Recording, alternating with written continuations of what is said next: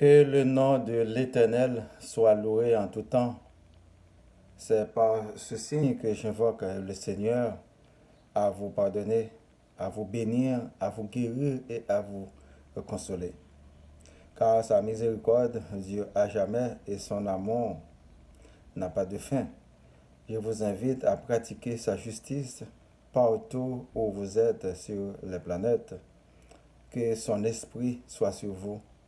Comment s'est passée la semaine? On espère que tout était à merveille. Le titre de cette édition d'aujourd'hui, c'est Qu'est-ce que l'homme peut donner en échange de son âme? Puis se charger de notre croix et suivre Jésus. Matthieu, chapitre 16, du verset 21 à 28. Dès lors, Jésus commença à faire connaître à ses disciples qu'il fallait qu'il allât à Jérusalem, qu'il souffrit beaucoup de la part des anciens, des principaux sacrificateurs et des scribes, qu'il fut mis à mort et qu'il ressuscita le troisième jour. Pierre, l'ayant pris à part, se mit à le reprendre et dit, à Dieu ne plaise, Seigneur, cela ne t'arrivera pas. Mais Jésus se retournant, dit à Pierre, arrière de moi, Satan, tu mets un scandale, car tes pensées ne sont pas les pensées de Dieu, mais celles des hommes. Alors Jésus dit à ses disciples, si quelqu'un veut venir après moi, qu'il renonce à lui-même, qu'il se charge de sa croix et qu'il me suive. Car celui qui voudra sauver sa vie la perdra, mais celui qui la perdra à cause de moi la trouvera. Et que servirait-il à un homme de gagner tout le monde s'il perdait son âme? Ou que donnerait un homme en échange de son âme? Car le Fils de l'homme doit venir dans la gloire de son Père avec ses anges, et alors il rendra à chacun selon ses œuvres. Je vous le dis en vérité, quelques-uns de ceux qui sont ici ne mourront point, qu'ils n'aient vu le Fils de l'homme venir dans son règne. Aujourd'hui, nous allons définir pour vous le mot âme. L'âme, du latin anima, souffle, respiration, est à la fois le principe vital et spirituel immanent ou transcendant qui animerait le corps d'un être humain, animal ou végétal. Par métonymie, le mot âme désigne couramment l'être vivant lui-même, animé par ce principe.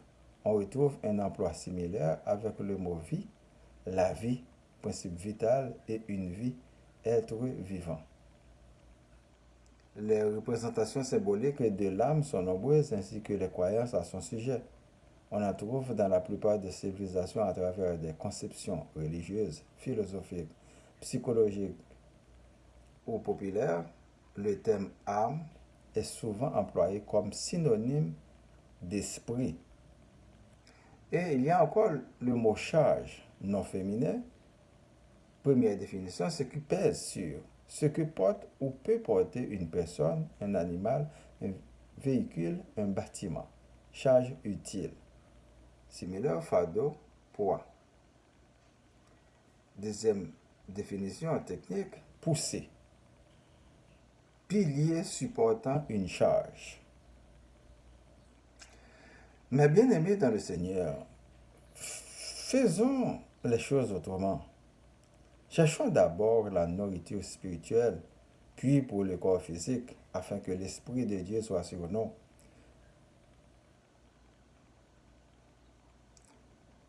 Pour chercher avec lucidité les nécessaires pour le corps qui n'occupe pas la place prépondérante comme nous le faisons quand nous étions dans les ténèbres du dehors. Des fois, nous cherchons ce qui n'est pas nécessaire à nos besoins. Cela nous pousse à haïr les autres, surtout quand nous devenons insatiables. Entre parenthèses, la gourmandise. C'est pourquoi, en devenant enfants de Dieu, nous devenons enfants de la lumière et la réponse à nos besoins devient chose du passé. Car le Père sait avant même que nous lui demandons de quoi nous avons besoin. et il nous comble de grâce.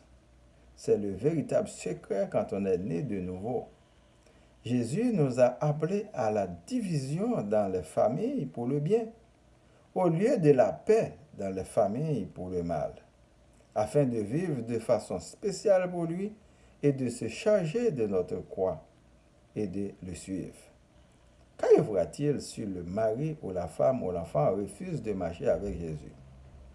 C'est qu'on va suivre Jésus avec ceux qui en veulent et continuer à prier pour eux et continuer à les encourager. Mais on ne doit pas abandonner ou se laisser emporter par le découragement. Le salut est personnel et nous ne connaissons pas le jour de l'appel du Seigneur pour son royaume. Préparez-vous à cette rencontre glorieuse pour votre plus grand bien. Rien ne peut donner en garantie de l'âme. Pierre, peu de temps avant, l'Esprit de Dieu parlait en lui pour avouer que Jésus était le Christ vivant du Dieu vivant. Et maintenant, il veut contrecarrer Jésus en disant « À Dieu ne plaise, Seigneur, cela ne t'arrivera pas », parce qu'il n'avait pas compris la parabole. Si cela n'arrivait pas, c'est que Dieu deviendra menteur. Pourtant, Dieu ne peut en aucun cas mentir, il est souverain, il fait ce qu'il veut et quand il veut. L'annonce, il faut qu'il parte pour Jérusalem, qu'il souffrit de la part des anciens, des principaux sacrificateurs et des scribes, qu'il fut mis à mort et ressuscita le troisième jour. L'affaire de résurrection est incompréhensible jusqu'à maintenant. Pour mieux l'appréhender, il faut lire les textes de l'Évangile. C'est l'âme qui sera ressuscitée et nous donnera un autre corps céleste et non ce corps physique que nous avons aujourd'hui qui sera pourri dans le sépulcre. Voilà ce que dit Jésus à propos de la résurrection. Matthieu, chapitre 22, du verset 29 à 31, Jésus leur répondit, « Vous êtes dans l'erreur parce que vous ne comprenez ni les Écritures ni la puissance de Dieu. Car à la résurrection, les hommes ne prendront point de femmes, ni les femmes de mari, mais ils seront comme les anges de Dieu dans le ciel. Pour ce qui est de la résurrection des morts, n'avez-vous pas lu ce que Dieu vous a dit? Je suis le Dieu d'Abraham, le Dieu d'Isaac et le Dieu de Jacob. Dieu n'est pas Dieu des morts, mais des vivants. » Chaque personne qui se dit chrétien doit se charger de sa croix et suivre Jésus en pratiquant le bien, en travaillant pour la paix et le progrès, tout en déclarant la guerre à la haine, à la pauvreté et à la paresse. Car celui que nous adorons est le Créateur de toutes choses. Nous sommes créés à sa ressemblance. Vivre avec les autres tout en les exhortant au changement et supporter quelques injustices à la manière de Jésus afin d'avoir la récompense au jour fixé. Le pardon n'est jamais facile, mes frères et sœurs. Il ne faut jamais oublier que tout ce que Dieu fait pour vous dans votre vie, c'est pour sa gloire. La vie est sacrée et elle n'a pas de prix. Celui qui perd sa vie à cause de Jésus la récupérera avec assurance. En rejetant les préceptes de Dieu, nous devenons pauvres, même quand nous possédons beaucoup de biens matériels. L'amour et la convoitise des biens d'autrui nous poussent à la criminalité. Car sans amour, nous devenons vils, sans cœur, sans honte, méchants, menteurs, criminels, voleurs, corrompus.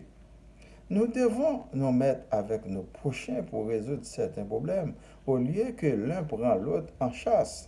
Alors, dans un monde idéal et logique de bon sens, chassons de nous les esprits mauvais et impurs.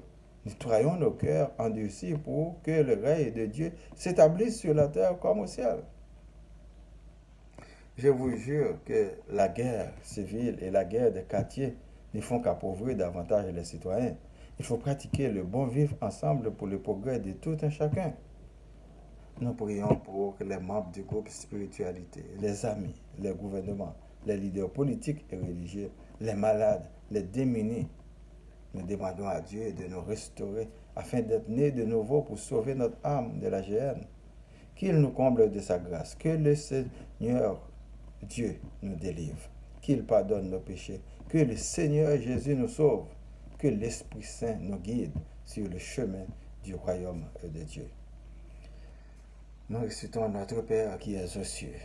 Que ton nom soit sanctifié, que ton règne vienne, que ta volonté soit faite sur la terre comme au ciel. Donne-nous aujourd'hui notre pain de ce jour. Pardonne-nous nos offenses comme nous pardonnons aussi à ceux qui nous ont offensés.